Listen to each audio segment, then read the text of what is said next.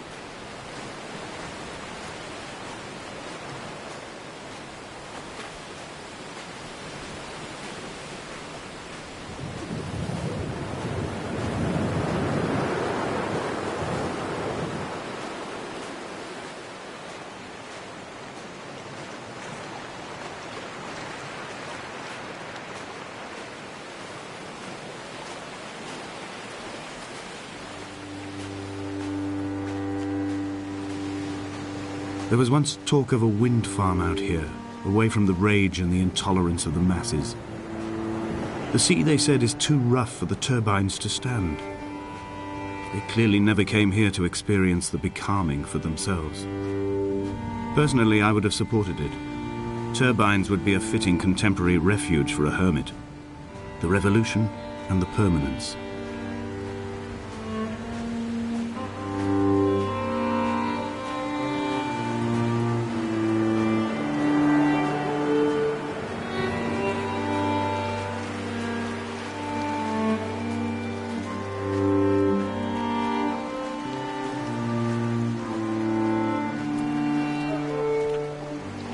Dear Esther, I found myself to be as featureless as this ocean, as shallow and unoccupied as this bay, a listless wreck without identification. My rocks are these bones, and a careful fence to keep the precipice at bay. Shot through me caves, my forehead a mount. This aerial will transmit into me so. All overexposed, the nervous system, where Donnelly's boots and yours and mine still trample. I will carry a torch for you. I will leave it at the foot of my headstone. You will need it for the tunnels that carry me under.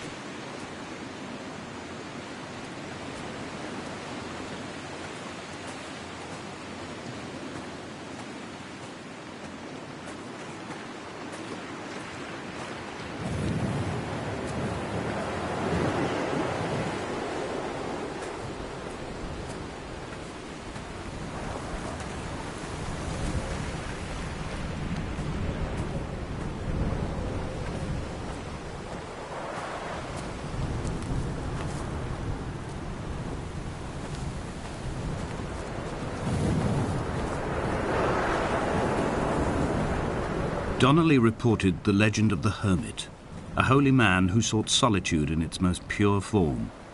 Allegedly, he rode here from the mainland in a boat without a bottom, so all the creatures of the sea could rise at night to converse with him.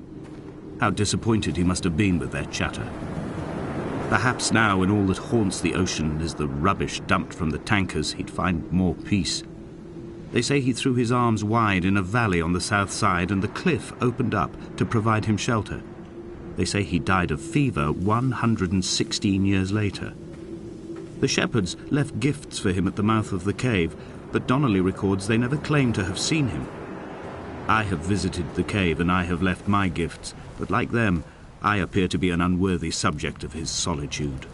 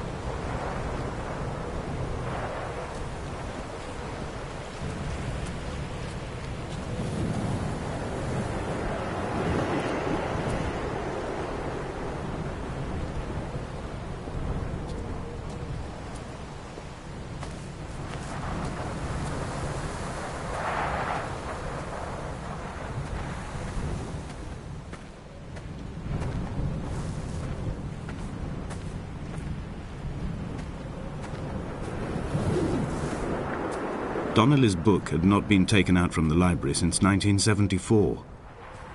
I decided it would never be missed as I slipped it under my coat and avoided the librarian's gaze on the way out. If the subject matter is obscure, the writer's literary style is even more so. It is not the text of a stable or trustworthy reporter. Perhaps it is fitting that my only companion in these last days should be a stolen book written by a dying man.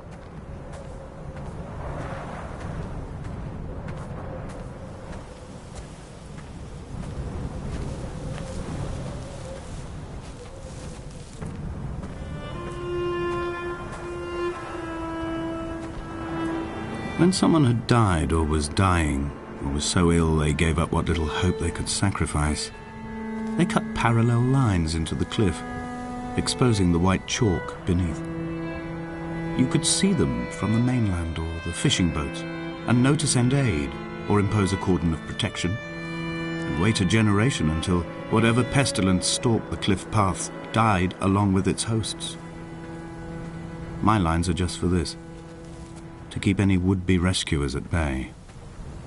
The infection is not simply of the flesh.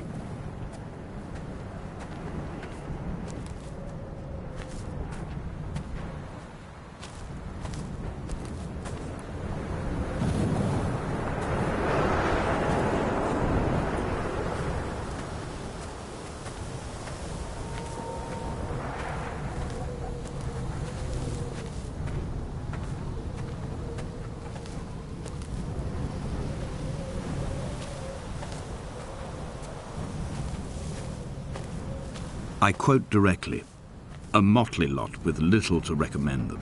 I have now spent 3 days in their company. That is, I fear, enough for any man not born amongst them. Despite their tedious inclination to quote scripture, they seem to me the most God-forsaken of all the inhabitants of the outer isles. Indeed, in this case, the very gravity of that term, forsaken by God, seems to find its very apex." It appears to me that Donnelly, too, found those who wander this shoreline to be adrift from any chance of redemption. Did he include himself in that, I wonder?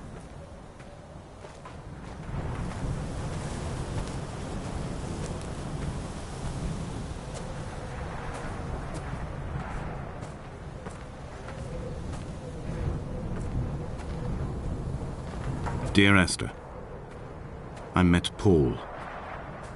I made my own little pilgrimage. My Damascus, a small semi-detached on the outskirts of Wolverhampton. We drank coffee in his kitchen and tried to connect to one another. Although he knew I hadn't come in search of an apology, reason or retribution, he still spiraled in panic, thrown high and lucid by his own dented bonnet. Responsibility had made him old. Like us, he'd already passed beyond any conceivable boundary of life.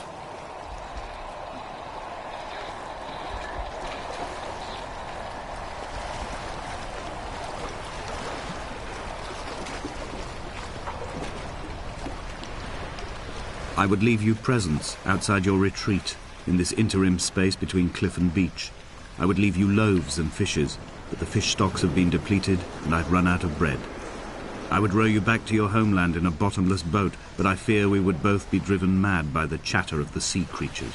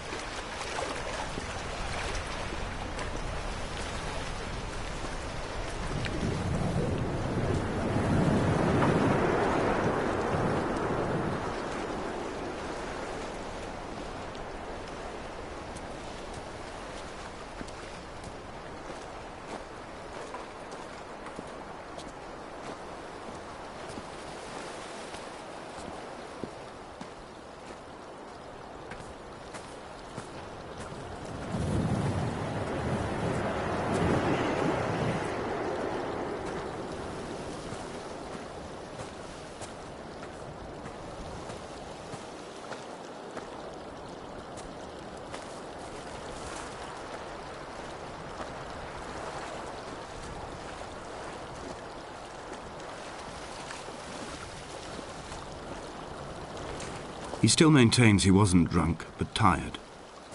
I can't make the judgment or the distinction anymore. I was drunk when I landed here, and tired too. I walked up the cliff path in near darkness and camped in the bay where the trawler lies beached. It was only at dawn that I saw the bothy and decided to make my temporary lodgings there. I was expecting just the aerial and a transmitter stashed in a weatherproof box somewhere on the mount. It had an air of uneasy permanence to it. Like all the other buildings here, erosion seems to have evaded it completely.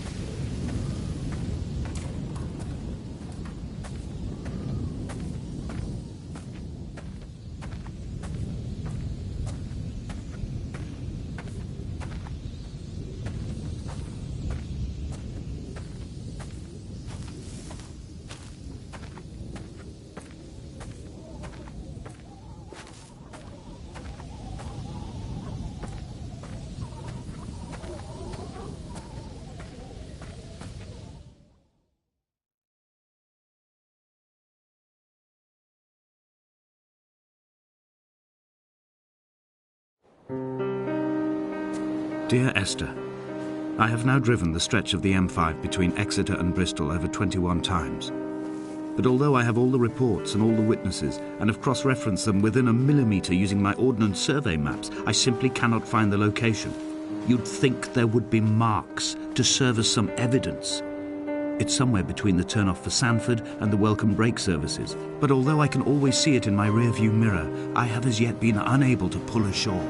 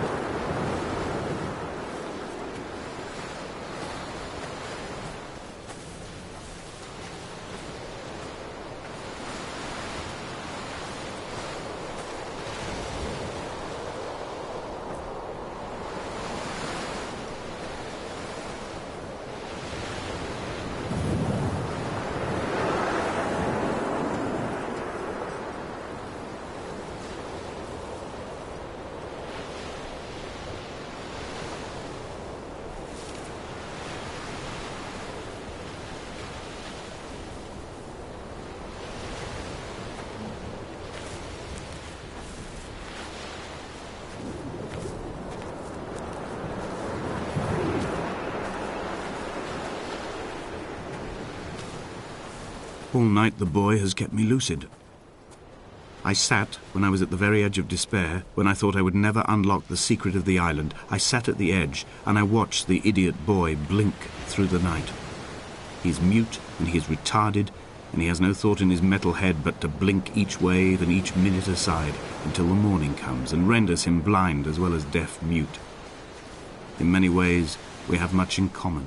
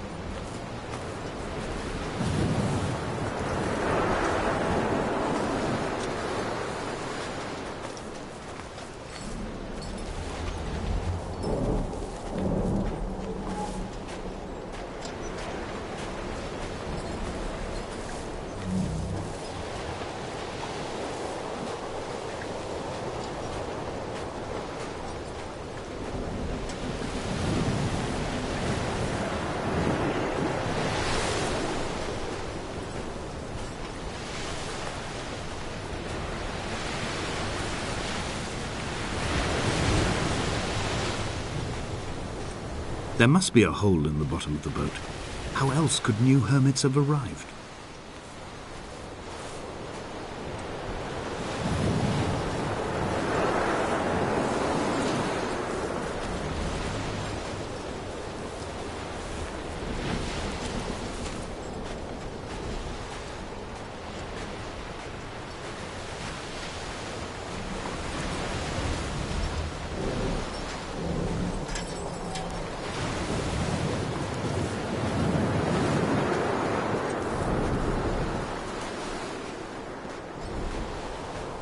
I had kidney stones, and you visited me in the hospital.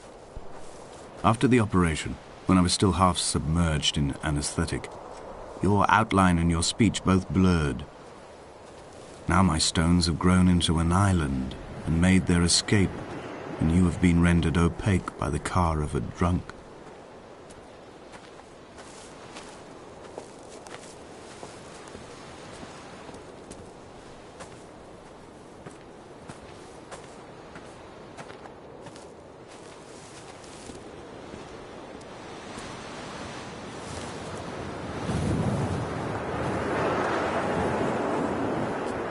When I first looked into the shaft, I swear I felt the stones in my stomach shift in recognition.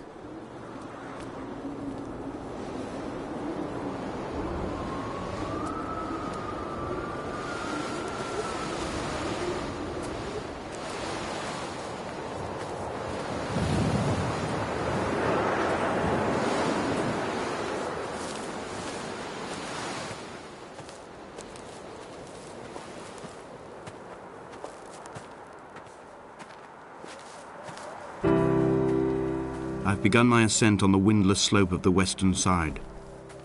The setting sun was an inflamed eye squeezing shut against the light shone in by the doctors. My neck is aching through constantly craning my head up to track the light of the aerial. I must look downwards, follow the path under the island to a new beginning.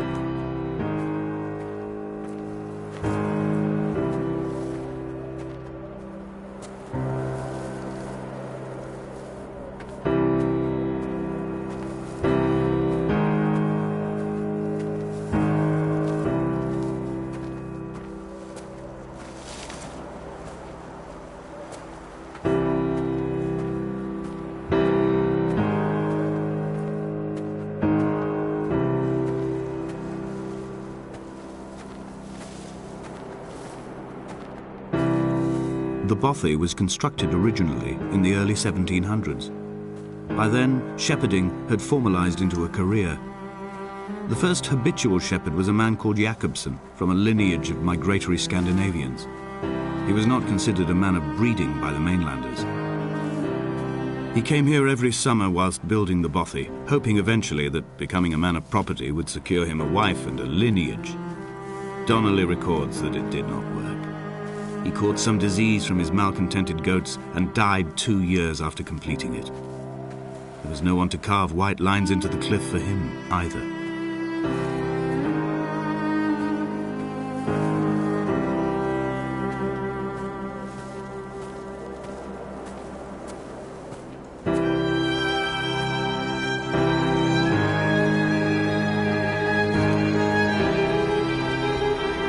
My heart is landfill, these false dawns waking into the still never light. I sweat for you in the small hours and wrap my blankets into a mass. I have always heard the waves break on these lost shores, always the gulls forgotten. I can lift this bottle to my ear, and all there ever is for me is this Hebridean music.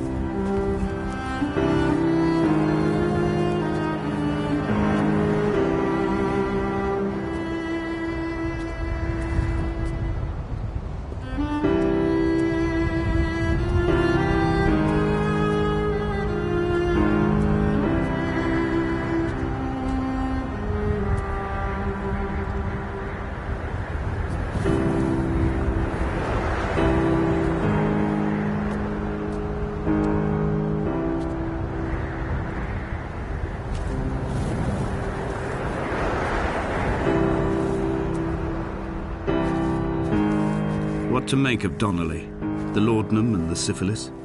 It is clearly not how he began, but I've been unable to discover if the former was a result of his visiting the island or the force that drove him here. For the syphilis, a drunk driver smashing his insides into a pulp as he stumbled these paths, I can only offer my empathy. We're all victims of our age. My disease is the internal combustion engine and the cheap fermentation of yeast.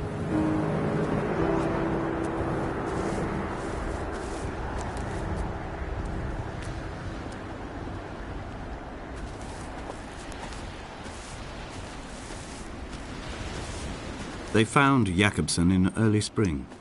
The thaw had only just come. Even though he'd been dead nearly 7 months, his body had been frozen right down to the nerves and had not even begun to decompose. He'd struggled halfway down the cliff path, perhaps looking for some lost goat, or perhaps in a delirium, and expired, curled into a claw right under the winter moon. Even the animal shunned his corpse. The mainlanders thought to bring it home unlucky. Donnelly claims they dragged it to the caves to thaw out and rot, but he is proving an unreliable witness.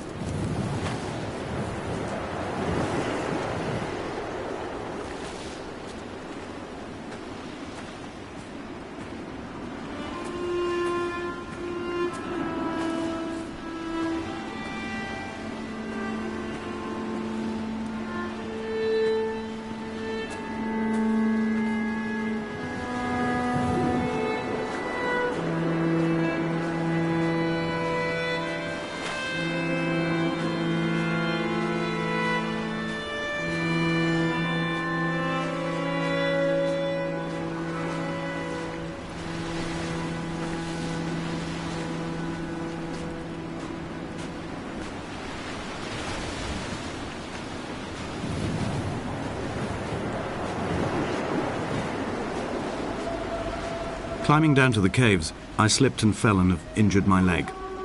I think the femur is broken. It is clearly infected. The skin has turned a bright, tight pink, and the pain is crashing in on waves, winter tides against my shoreline, drowning out the ache of my stones. I struggled back to the bothy to rest, but it has become clear that there is only one way this is likely to end. The medical supplies I looted from the trawler have suddenly found their purpose. They will keep me lucid for my final ascent.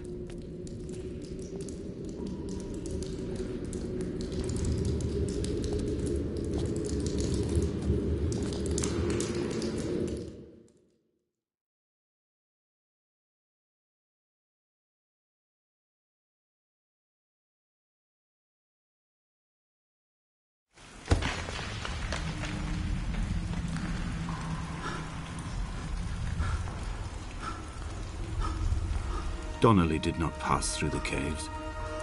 From here on in, his guidance, unreliable as it is gone from me. I understand now that it is between the two of us, and whatever correspondence can be drawn from the wet rocks.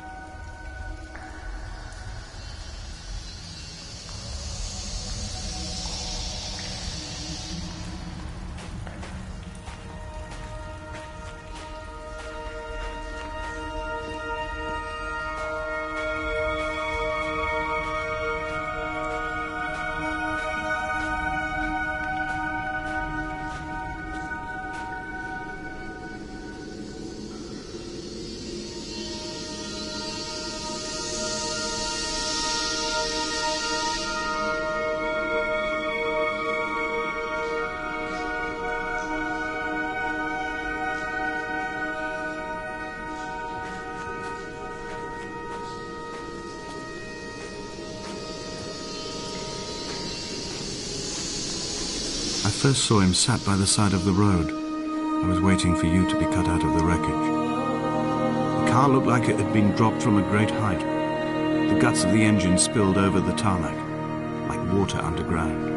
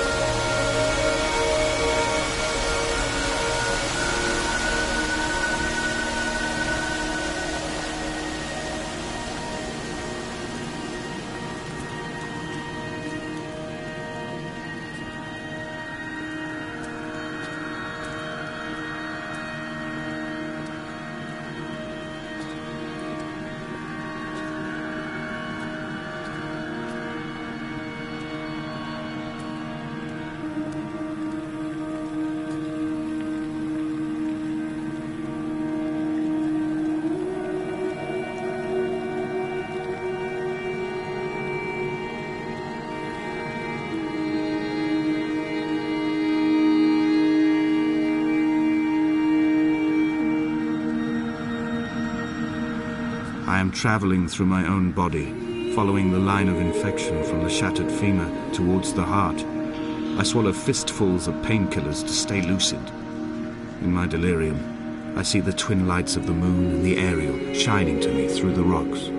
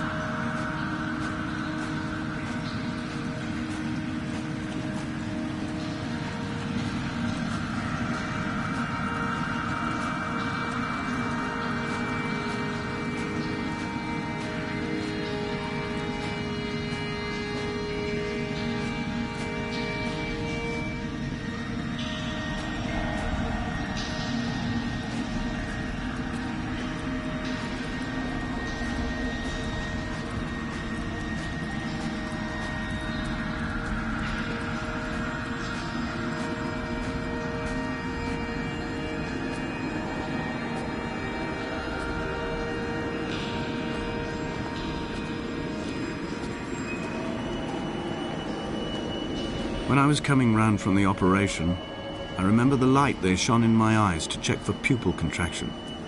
It was like staring up at a moonlit sky from the bottom of a well. People moved at the summit, but I could not tell if you were one of them.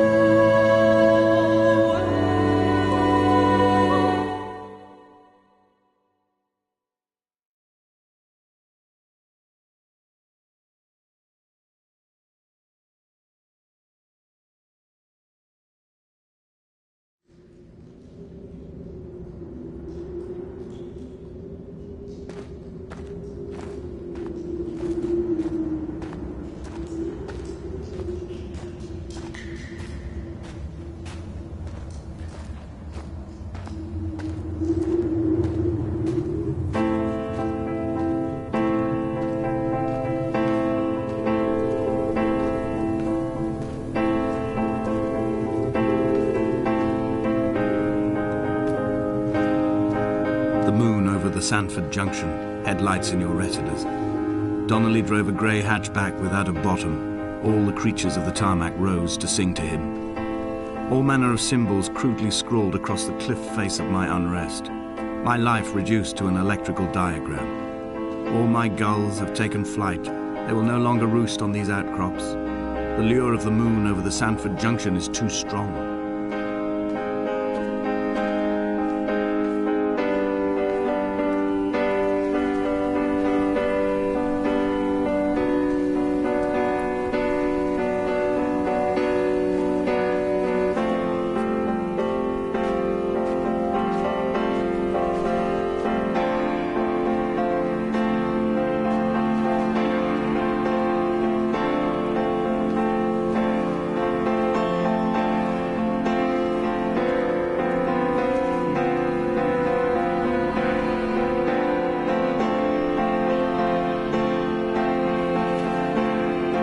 Begin to assemble our own version of the North Shore. We will scrawl in dead languages and electrical diagrams and hide them away for future theologians to muse and mumble over. We will send a letter to Esther Donnelly and demand her answer. We will mix the paint with ashes and tarmac and the glow from our infections. We will paint a moon over the Sanford Junction and blue lights falling like stars along the hard shoulder.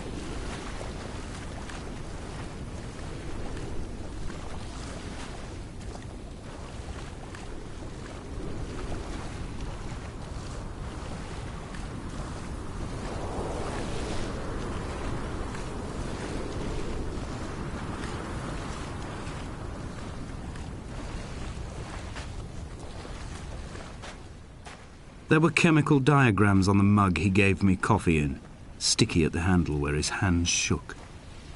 He worked for a pharmaceutical company with an office based on the outskirts of Wolverhampton. He'd been travelling back from a sales conference in Exeter, forming a strategic vision for the peddling of antacid yoghurt to the European market. You could trace the connections with your finger, join the dots, and whole new compounds would be summoned into activity.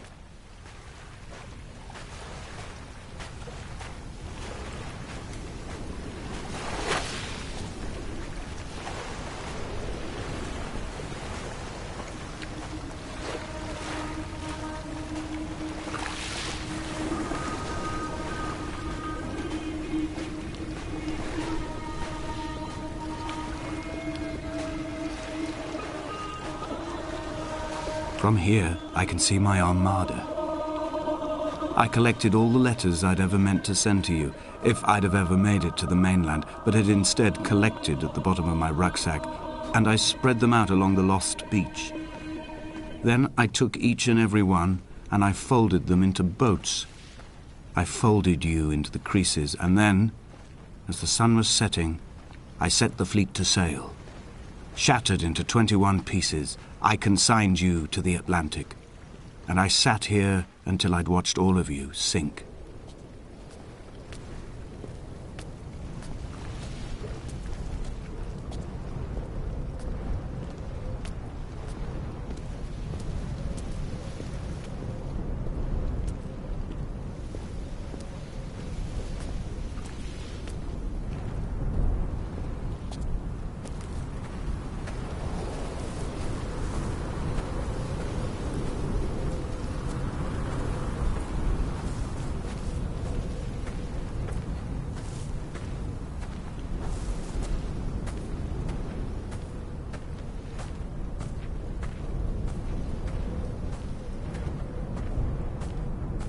The pain in my leg sent me blind for a few minutes as I struggled up the cliff path.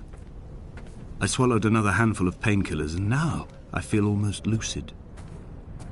The island around me has retreated to a hazed distance, whilst the moon appears to have descended into my palm to guide me. I can see a thick black line of infection reaching for my heart from the waistband of my trousers.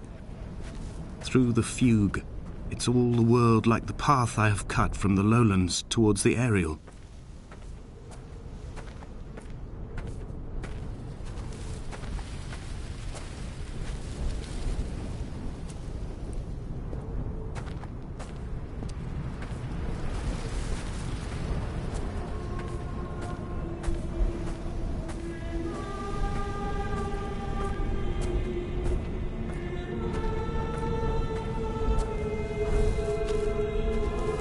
I've begun my voyage in a paper boat without a bottom. I will fly to the moon in it. I've been folded along a crease in time, a weakness in the sheet of life. Now you've settled on the opposite side of the paper to me. I can see your traces in the ink that soaks through the fibre, the pulped vegetation. When we become waterlogged and the cage disintegrates, we will intermingle. When this paper aeroplane leaves the cliff edge and carves parallel vapor trails in the dark, we will come together.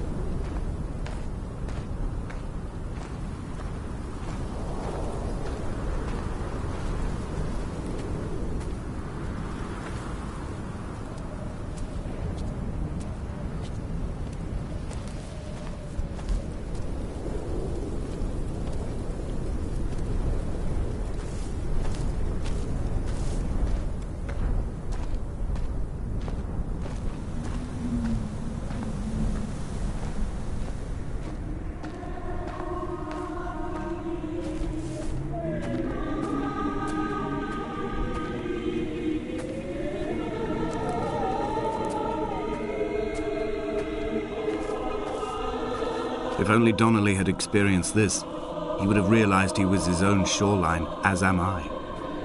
Just as I am becoming this island, so he became his syphilis, retreating into the burning synapses, the stones, the infection.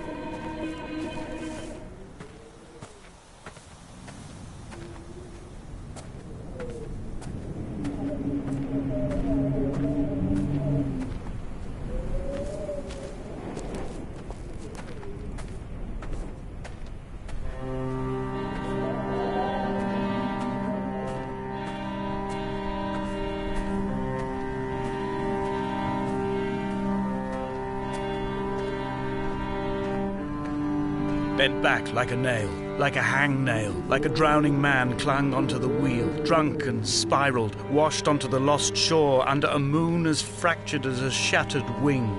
We cleave, we are flight and suspended, these wretched painkillers, this form inconstant. I will take flight, I will take flight.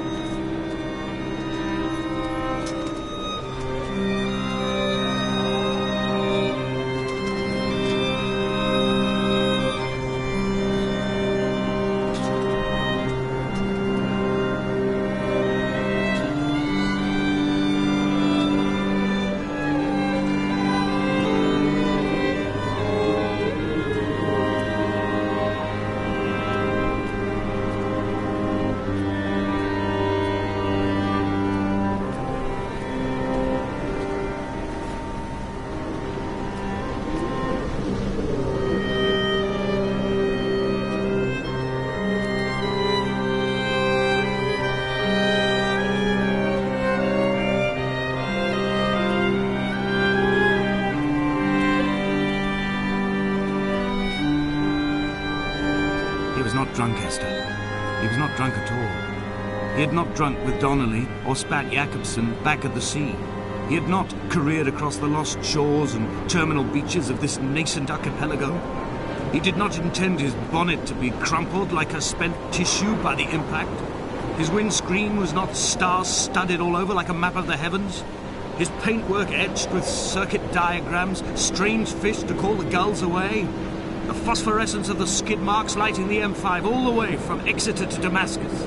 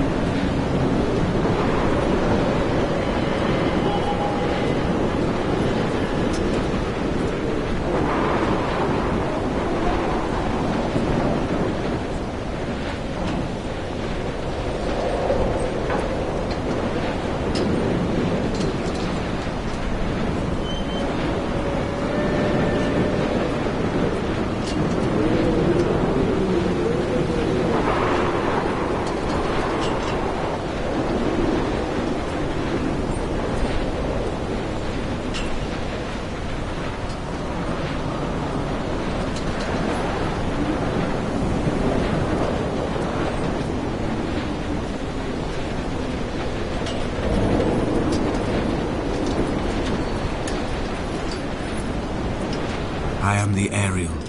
In my passing, I will send news to each and every star.